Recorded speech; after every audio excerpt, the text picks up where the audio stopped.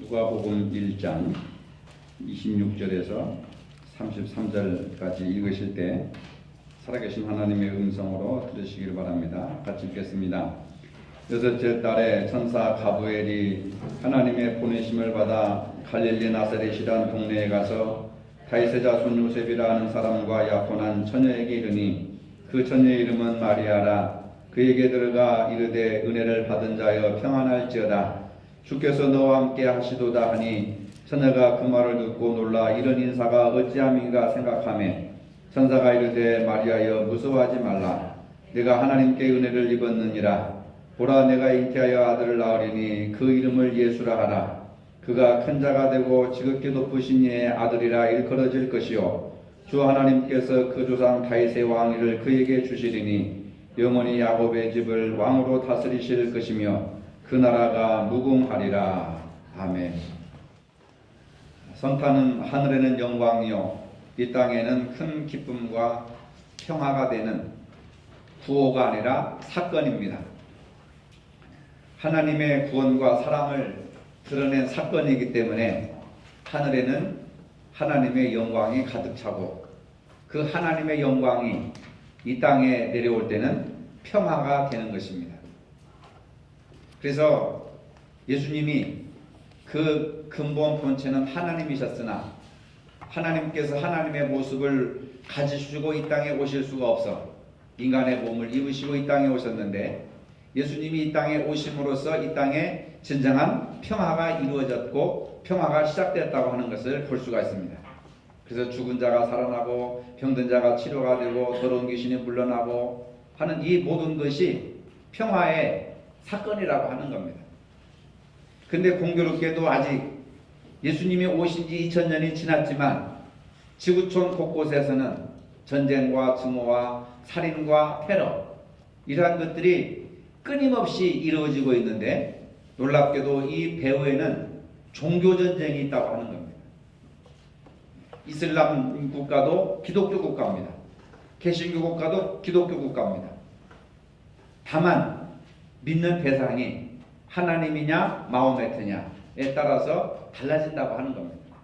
그러니까 하나님의 영광이 이 땅에 내려오면 평화가 되어야 되는데 이걸 잘못 이해함으로써 평화가 임한 것이 아니라 증오와 전쟁이 일어나고 있다고 하는 것. 종교라고 하는 것이 순기능을 가지고 있지만 역기능을 가지고 있는 겁니다. 청산가리가 많이 먹으면 사람이 죽지만 적게 먹으면 약으로 쓰인다고 하는 것과 마찬가지로 이 종교라고 하는 것이 좋은 긍정적인 면을 바라보면 평화와 기쁨과 행복과 즐거움이 가득 차지만 이것을 잘못 받아들이면 원수가 되고 살인이 되고 독약이 되고 증오가 되고 미움이 되고 아주 무서운 그러한 독약이 된다고 하는 것을 알고 있습니다. 보세요. 세계에서 일어난 모든 테러와 전쟁이 배경에는 다 종교 국가들입니다. 하나님을 믿는다고 하는 사람들입니다. 신을 믿는다고 하는 사람들입니다. 심지어는 신의 이름을 가지고 전쟁을 하는 겁니다. 정말 하나님의 뜻이 이 땅의 전쟁일까요? 평화일까요? 여러분 이것은 넓게 퍼진 얘기지만 우리 개인들에게 적용해 보면 예수님이 이 땅에 오신 것은 하나님의 영광을 입어서 이 땅에 오셨는데 그 예수님을 내가 영접하면 내 안에 기쁨과 평안이 임하는 겁니다. 하늘에는 영광이요 땅에는 기뻐하심을 입은 사람들 중에 평화가 임하는 것이죠. 근데 여러분 지난 1년 동안 신앙생활 해오시면서 정말 하나님의 영광이 여러분 가운데 임재하셔서 평화 가운데 여러분들이 살고 계십니까? 늘 불안과 부정적인 것과 걱정과 염려와 또 미움과 증오와 말할 수 없는 부정적인 어떤 그런 산물들이 우리 마음속에 찌꺼기처럼 남아가지고 작용을 하고 있다 이 말입니다. 그래서 성탄이라고 하는 것은 먹고 노는 세속적인 문화가 아니라 어쩔 수 없이 세상 사람들은 하나의 문화로 종교적인 문화로 왜곡시켜가지고 연말연시 기분과 더불어서 성탄절은 무조건 노는 날이라 즐기는 날이다 이렇게 생각을 하지만 그것은 하나의 문화로 이해하는 것이고 성탄절은 문화로 이해할 것이 아니라 구속적인 신앙으로 우리가 받아들여야 한다는 겁니다. 내 마음속에 진정한 예수님으로 인하여서 평화가 있느냐, 우리 가정에 평화가 있느냐, 우리 공동체에 평화가 있느냐, 우리 양사님 기도하셨지만 우리 나라와 민족 속에 진정한 평화가 있느냐, 세계 유일하게 분단된 국가로서 평화가 있는 것이 아니라 전쟁의 그 긴장이 고조되는 이 한반도 속에서 예수님이 이 땅에 오셨다고 하는 것은 어떤 의미를 갖느냐, 우리가 개인적인 생각과 더불어서 국가와 민족과 또는 지구촌에 일어나는 이러한 모든 것들을 종합해보면 예수님이 이 땅에 진정한 평화를 주시기 위해서 오셨지만 그 예수님의 오심을 잘못 이해한 인간들이 예수님의 이름으로, 하나님의 이름으로 전쟁을 선포하고 테러를 하고 전쟁을 하고 미워하고 분단을 이렇게 고착화시키고 하는 그런 부정적인 어떤 역기능들이 현실 속에서 나타나고 있다. 그런 현실을 우리가 이해를 해야 됩니다. 여러분, 첫 성탄을 보십시오. 예수님이 태어나신 곳이 마구간입니다. 냄새나고 거칠고 추웠던 외양간의 성탄절 현상을 한번 생각해 보시기 바랍니다. 주님이 탄생하시자 그 외양간에 하나님의 영광이 가득 차고 천군 천사가 나팔을 불고 별이 비치고 목자가 달려오고 동방박사가 달려와서 아기 예수께 예물을 드리는 겁니다.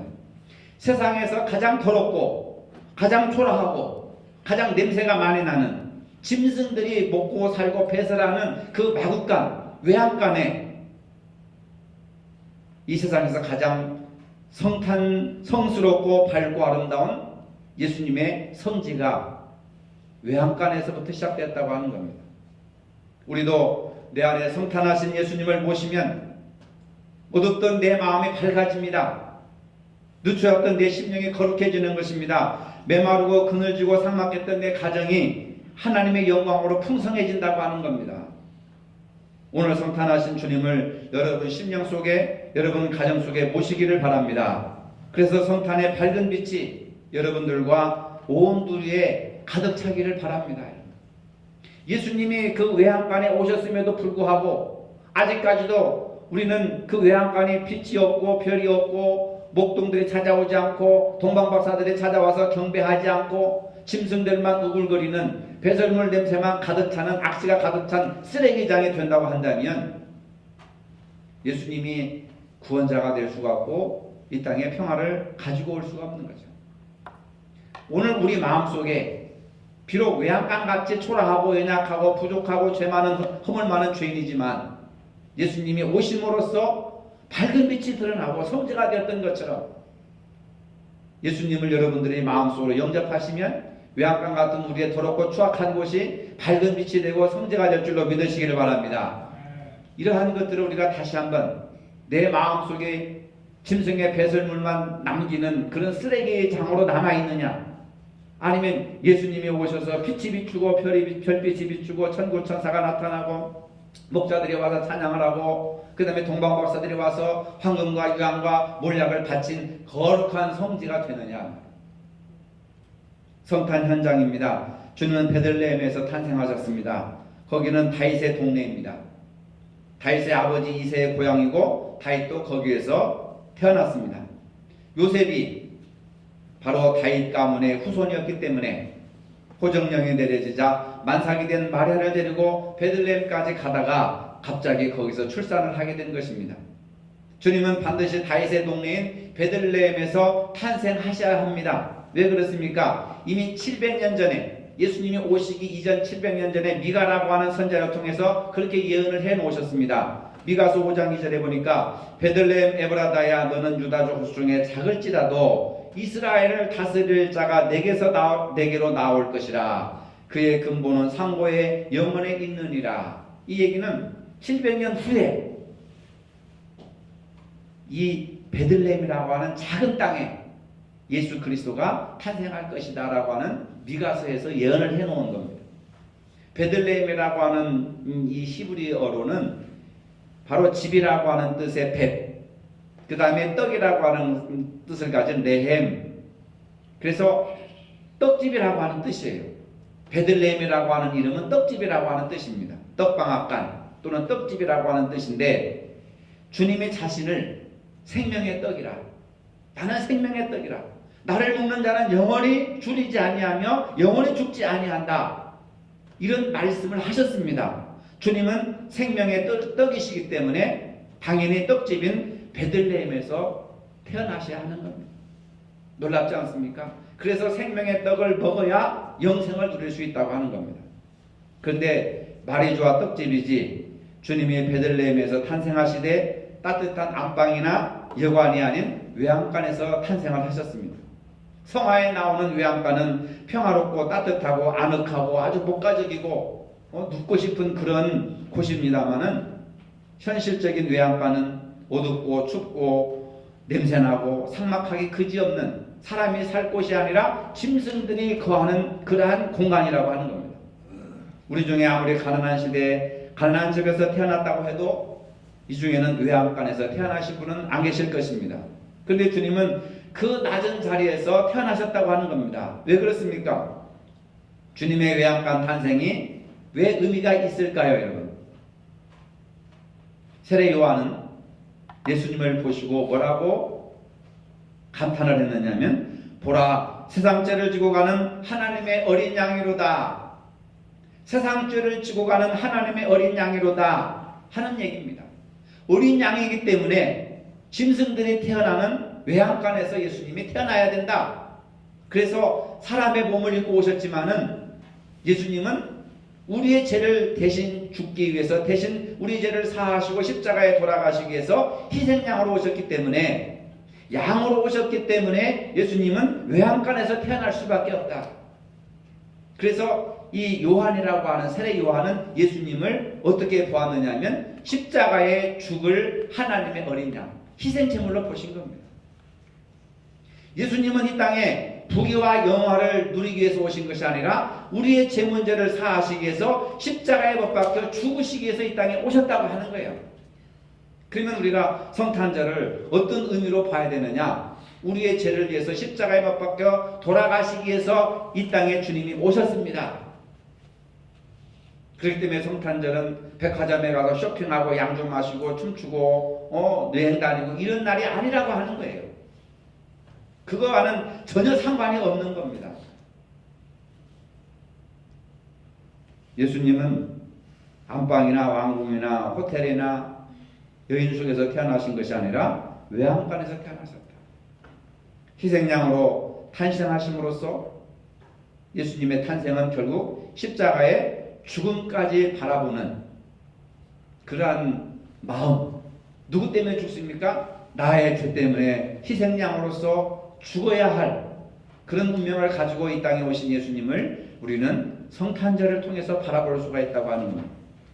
주님이 이 땅에 오신 성탄절은 우리에게 너무도 기쁜 날입니다. 왜? 죄 문제를 가지고 해결하기 위해서 오신 분이기 때문에, 빚을 탕감해 주시기 위해서 이 땅에 오신 분이기 때문에 너무나도 기쁜 날입니다. 이 기쁨의 좋은 소식을 기다린 사람들이 있습니다. 어떤 사람들이냐? 서기관들이나 제사장들이나 예루살렘 상류층, 예루살렘 성 안에 사는 사람들은 단 한 사람도 예수님의 성탄을 알지 못했습니다. 누가 영접했습니까? 5부류의 사람들입니다. 첫째, 마리아라고 하는 사람입니다. 마리아는 당대 여성 중에서도 가장 정결하고 신앙이 좋은 여자였습니다. 가브리엘 천사가 나타납니다. 천사가 은혜를 입은 자여 하면서 마리아에게 하나님의 아들을 낳게 될 것을 말하고 있습니다. 처녀가 어떻게 아들을 낳습니까? 처녀가 어떻게 잉태를 합니까? 그래서 마리아는 처음에는 당황했지만은 마지막에는 하나님을 위한 길이라면 내가 어떠한 일을 당하더라도 그 말씀을 은혜로 받아들이겠습니다. 결단을 합니다. 누가복음 1장 38절에 주의 계집종이 오니 말씀대로 되게 이루어지이다. 주의 계집종이라고 하는 말은 나는 하나님의 말씀을 받는 씨바지. 여러분 씨바지가 뭔지 아시죠? 돈 받고 애를 낳아주는 여자. 예수님이 나는 하나님의 말씀으로, 나는 하나님의 말씀의 씨를 받는 씨바지가 되겠습니다. 그런 뜻입니다. 그래서 이 땅을 구원하는데 내 몸이 필요하다면 내 몸을 기꺼이 내놓겠습니다. 근데 처녀가 오늘 이 시대에도 처녀가 임신을 하면 수근수근 하는데 2000년 전에는 처녀가 임신을 하면 가문이 멸망을 당하고 동네 사람들이 돌로 쳐 죽여도 부모님들이 한마디 말도 못해요.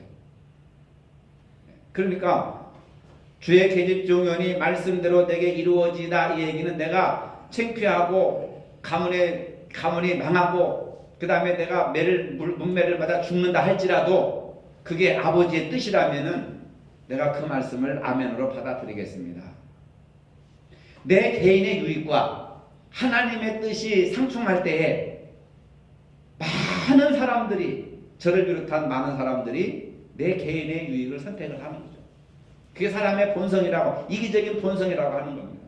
근데 오늘 소개할 5부류의 사람들은 내 개인의 유익과 하나님의 말씀이 이게 충돌을 할 때 이 사람들은 개인의 이익을 포기하고 하나님의 뜻을 이루기 위해서 희생하고 고생하고 생명을 내놓은 사람들입니다. 이게 중요한 거예요. 이게 신앙이라고 하는 겁니다.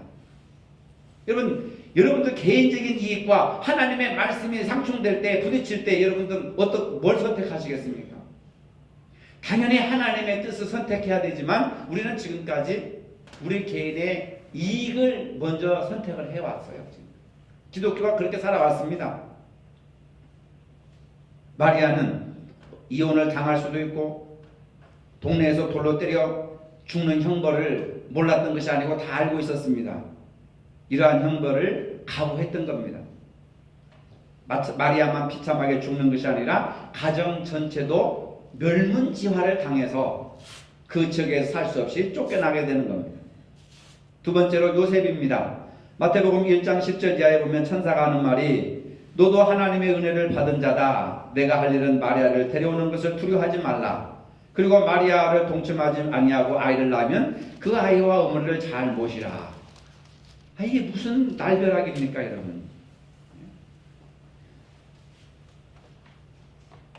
아직 결혼도 하지 않은 자기의 약혼자가 어느 날 갑자기 배가 불러오는데, 그래서 요셉은 이게 창피하니까 가만히 그냥 그 약혼을 파혼을 하고 갈라서려고 이렇게 은연중에 생각하고 있는데 천사가 느닷없이 나타나가지고 마리아를 데리고 와라. 같이 살아라. 같이 살 때 동침하지 말고 아이를 낳으면 그 아이를 잘 키워라. 그리고 그 어머니를 잘 보살펴라. 여러분, 이게 가능합니까? 현실 세계 속에서 이게 가능합니까? 남자의 자존심이 있죠. 저 같아도 의심하고 하나님의 말씀을 받아들이지 못할 것 같습니다. 아니, 어떻게 손도 잡지 않았는데 어떻게 임신을 해? 그리고 그 자식을 나한테 키우고 그 어머니를, 자식과 어머니를 잘 키워달라고? 이게 현실적인 문제 아니겠습니까? 요셉이 바로 그런 사람이었습니다. 그런데 요셉이 위대한 점은 무릎을 꿇고 천사의 말씀에 노한 것이 아니라 아멘하고 그 사실을 받아들였다고 하는 겁니다. 그리고 요셉은 일찍이 죽습니다. 성경은 가만히 읽어보면 요셉의 아들 예수라고 하지 않고 마리아의 아들 마리아의 아들 요셉이라고 하는 겁니다. 성경에서조차도 아비로서 떳떳하게 인정을 받지 못하고 성령으로 잉태됐다. 그 아버지로서 얼마나 자존심이 있고 또 남자로서 얼마나 자존심이 상하겠습니까? 그리고 요셉이 일찍 죽어버려요.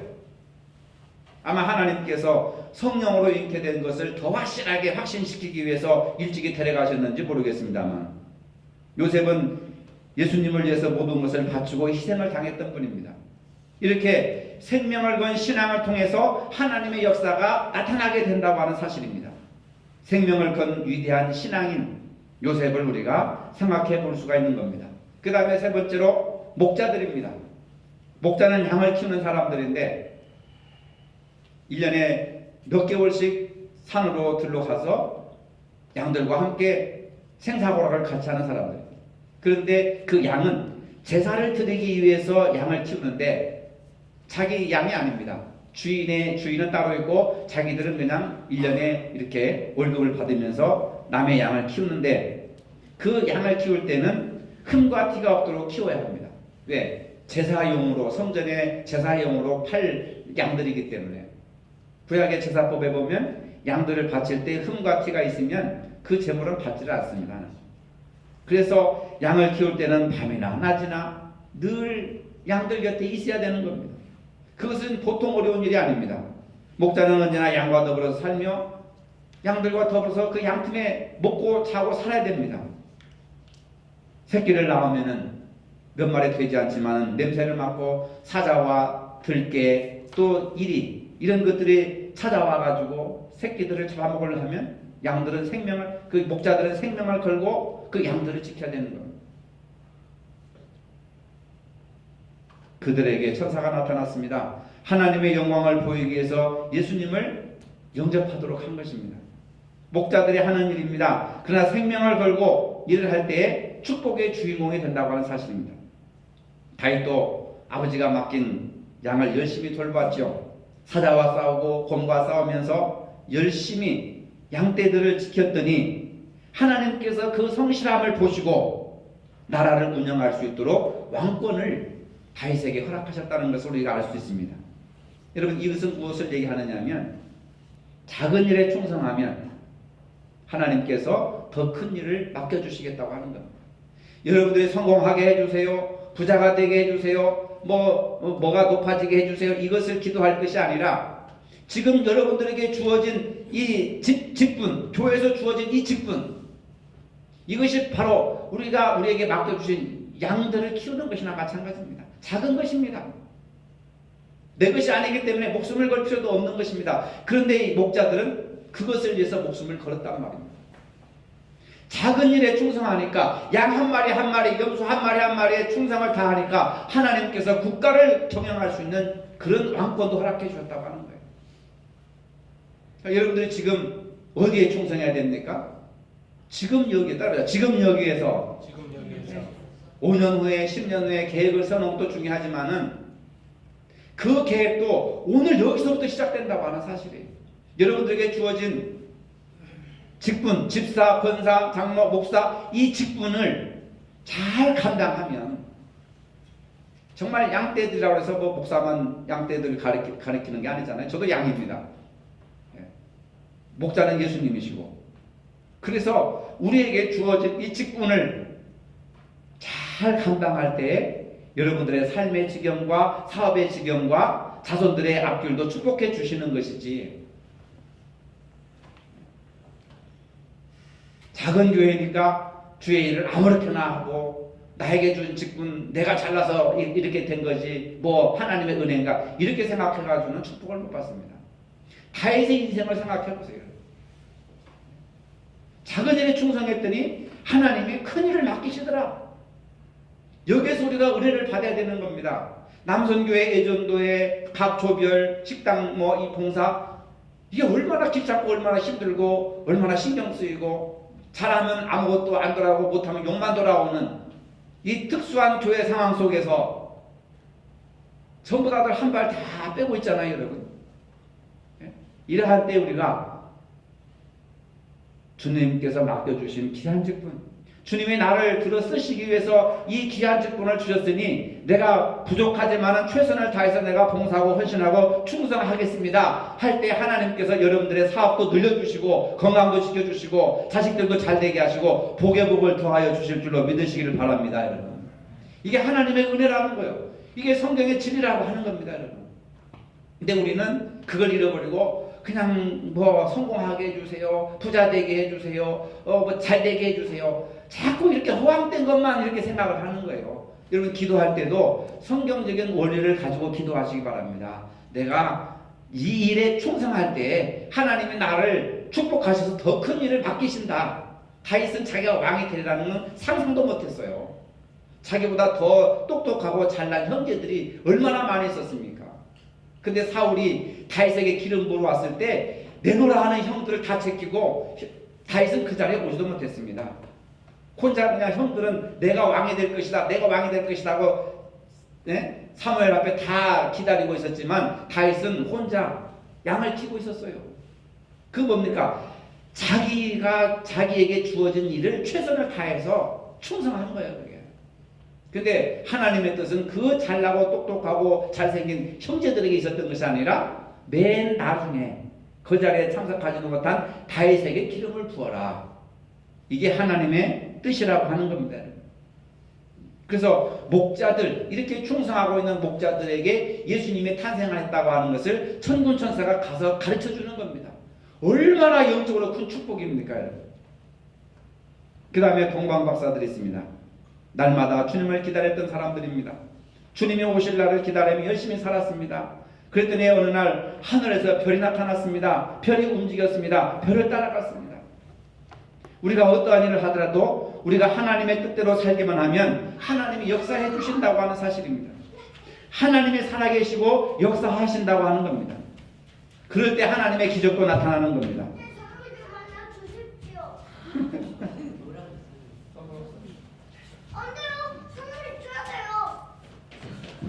저런 배짱이 있어요.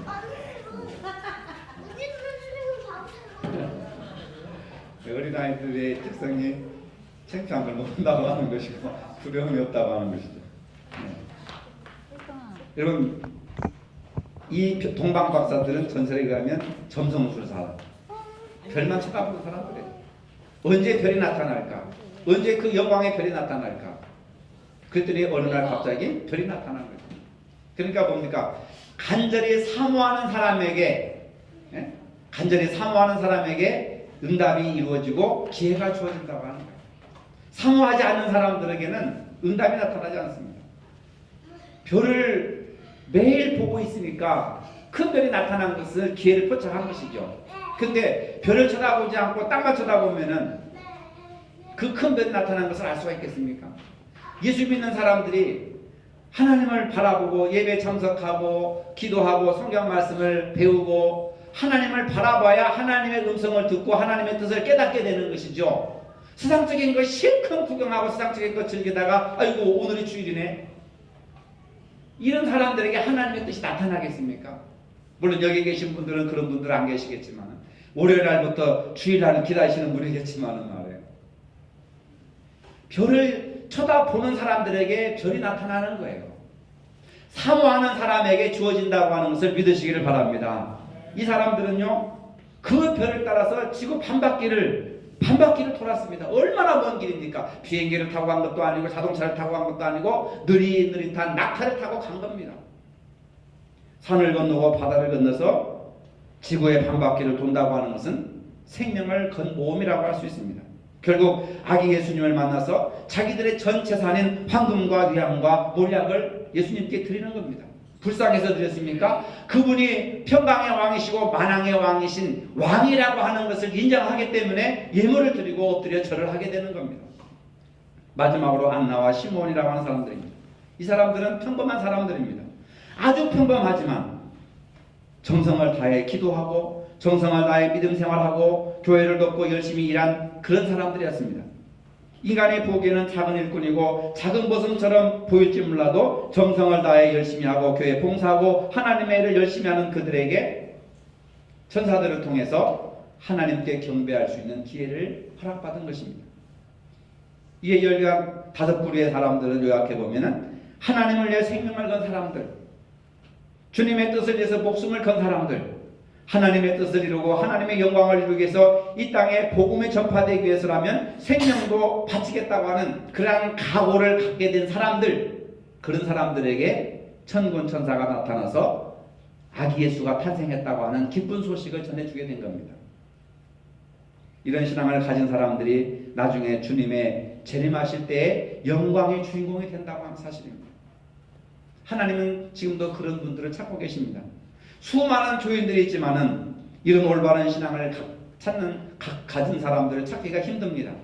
하나님에 대한 지식도 많이 있습니다. 교회에 대한 지식도 많이 있습니다. 많이 알고 있습니다. 하지만 지식만 많았던 서기관들과 바리새인들 중에서는 예수님을 영접한 사람이 단 한 사람도 없었습니다. 오늘은 성탄절이자 2016년 마지막 주일입니다. 금년 한 해를 여러분들이 되돌아보면서 내가 얼마만큼 주님을 위해서 열심을 내었는지 한번 자신을 성찰해 볼 수 있는 시간이 되었으면 좋겠습니다. 주님을 영접하기 위해서 내가 얼마나 열심을 내었는지 한번 생각해 보시기 바랍니다. 위에서 소개한 분들처럼 주님을 위해서 생명을 다할 때 주님을 영접하는 영광과 축복이 주어진다고 하는 겁니다. 우리도 그러한 자세로 주님 오실 때까지 신앙생활을 잘 해야 될 줄로 믿으시길 바랍니다. 거룩한 성탄에 주님을 영접하기 위해서 기다리는 분들은 자기의 생명을 아끼지 않고 기다리며 영접한 축복을 받았습니다. 오늘 우리도 성경에 나오는 믿음의 선한 분들처럼 최선을 다하여 주님을 기다리면서 영접하는 축복을 누리게 하여 주시옵소서. 예수님의 이름으로 기도합니다. 아멘. 이제는 우리 주 예수 그리스도의 은혜와 하나님 아버지의 무한하신 사랑과 성령의 교통하심이 성탄절을 맞이하여 아기 예수님을 온전히 맞이하기를 원하는 모든 성도들 머리 위에 이제로부터 영원토록 함께 하시기를 축원하옵나이다. 아멘.